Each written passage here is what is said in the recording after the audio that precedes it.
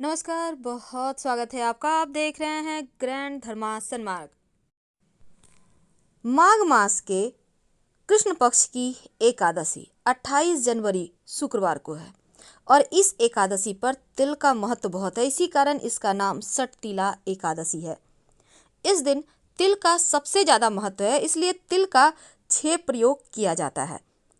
क्योंकि माघ महीने की इस एकादशी के दिन तिल का पूजन का विधान है, तो सटतिला एकादशी अगर हम बात करें तो देखिए, इस दिन भगवान श्री हरि की जो पूजा करेंगे उसमें तिल का विशेष प्रयोग किया जाता है। और साथ ही साथ तिल मिले हुए जल से स्नान करें तो ऐसा करने से भगवान विष्णु का पूजन करने से दुर्भाग्य का नाश होता है। और तिल का उपटन अगर लगा ले तो शरीर के सारे रोग दोष समाप्त हो जाते हैं, आरोग्य की प्राप्ति होती है। अगर तिल से हवन करें, ओम नमो भगवते वासुदेवाय नमः का जप करें और 5 मुट्ठी तिल से हवन करें तो करने से श्री हरि मनोवांछित फल प्रदान करते हैं। अगर जल में तिल डालकर तर्पण करें, पितरों को जल दें, गरुड़ पुराण में तिल के तर्पण का महत्व है। तो एकादशी, इस सटतिला एकादशी के दिन ऐसा करने से पितरों की आत्मा को शांति के लिए तिल से तर्पण किया जाता है। पितर प्रसन्न होते हैं, पूरे परिवार को आशीर्वाद देते हैं। अगर इस एकादशी के दिन भोजन में तिल को आप शामिल करें तो इस दिन तिलयुक्त भोजन बनाकर भगवान विष्णु माँ लक्ष्मी को भोग लगाएं और उसका फिर सेवन करें तो घर में धन धान्य बढ़ जाता है। माघ मास के इस सटतिला एकादशी के दिन तिल का दान करने से स्वर्ग की प्राप्ति होती है। और महाभारत में एक उल्लेख आता है कि माघ महीने में सटतिला एकादशी के दिन जितने तिल का दान करता है उतने 1000 वर्षों तक वो स्वर्ग में सुख को भोगता है। तो इस एकादशी का प्रयोग, इस एकादशी के नियम और तमाम विधि विधान बहुत सारे हैं। चलिए जानते हैं कि इस दिन गाय को क्या खिलाएंगे। देखिए, चूँकि आपको तो पता है माघ महीना ही एक ऐसा महीना है जो स्नान दान और तप के लिए महीना विशेष माना जाता है। ऐसे में इस महीने में जो कृष्ण पक्ष की ये एकादशी है इसका महत्व ज़्यादा बढ़ जाता है।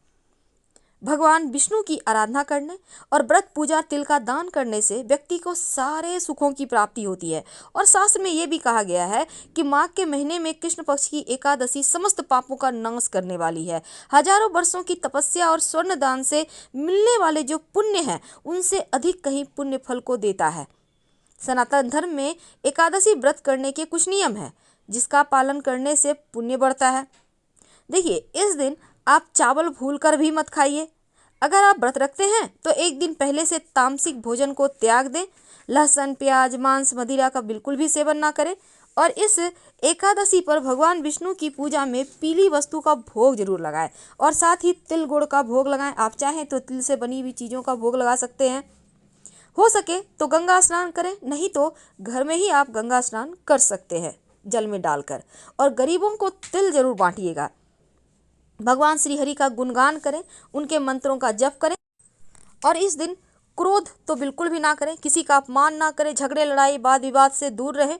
और सिर्फ इसी दिन नहीं बल्कि वैसे तो भगवान श्री हरि विष्णु के पसीने से तिल का उत्पत्ति हुआ है और माँ लक्ष्मी के द्वारा प्रकट किए गए गन्ने के रस से जो बनता है गुड़।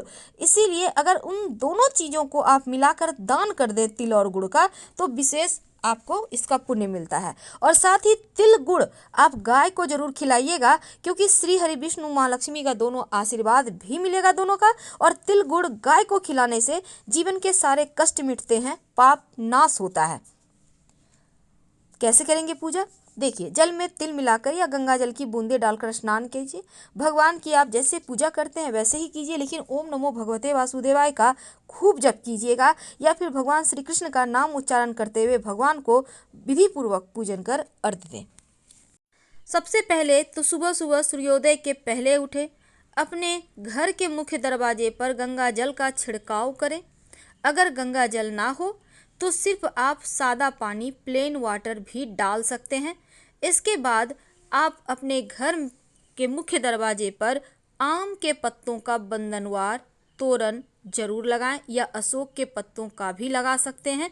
और फिर स्नान वगैरह करके घर के मुख्य दरवाजे पर शुभ मंगल प्रतीक चिन्ह बनाएं। चाहे तो हल्दी चावल के सहायता से भी बना सकते हैं या सिंदूर तेल या सिंदूर घी मिक्स करके भी बना सकते हैं। फिर आप पूरे घर में जल में एक बर्तन में पात्र में जल ले लें। जल में 1 चुटकी हल्दी डाल दें। अब इस जल को पूरे घर में छिड़काव करें ताकि आपका घर सुखदायक हो जाए और नकारात्मक ऊर्जाएं दूर चली जाए।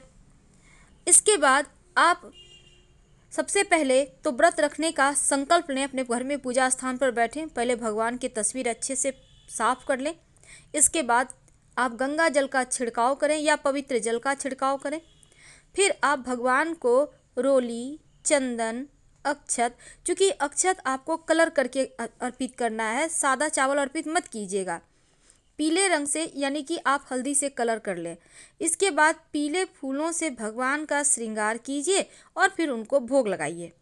भगवान विष्णु को तुलसी के पत्ते उनके भोग में जरूर दीजिएगा, वरना आपका पूजा वो स्वीकार नहीं करेंगे। इसके बाद भगवान श्री गणेश जी महाराज, भगवान विष्णु, माँ लक्ष्मी तीनों की आरती करें। ये था सिंपल तरीका आपके पूजा करने का। सटतिला एकादशी के दिन व्रत कथा सुनने की महिमा बहुत है। पौराणिक कथा के अनुसार एक बार नारद जी ने भगवान विष्णु से सटतिला एकादशी की कथा और उसके महत्व के बारे में बताने का निवेदन किया।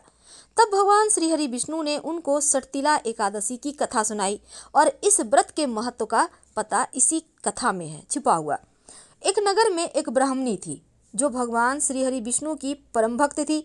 वह सभी व्रत नियम से करती और एक बार उसने लगातार 1 माह तक व्रत किया, जिससे वह कमजोर हो गई और व्रत के प्रभाव से शरीर शुद्ध हो गया।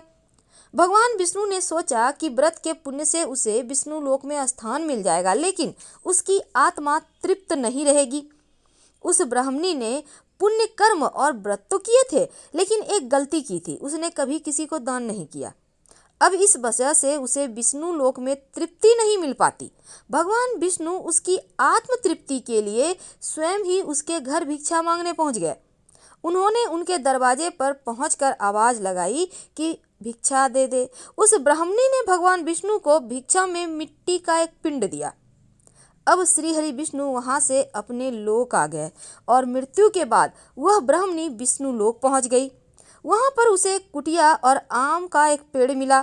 वह खाली कुटिया देखकर दुखी हो गई। उसने पूछा कि उसने पूरे जीवन सभी व्रत के नियम किए, विष्णु लोक में खाली कुटिया और आम का पेड़ ही क्यों मिला? इस पर भगवान विष्णु ने कहा, तुमने कभी भी कोई दान नहीं किया और इसका दंड तुम्हें यहाँ मिला है। तब उसे अपनी गलती का एहसास हुआ और उसने प्रभु से इससे मुक्ति का मार्ग पूछा।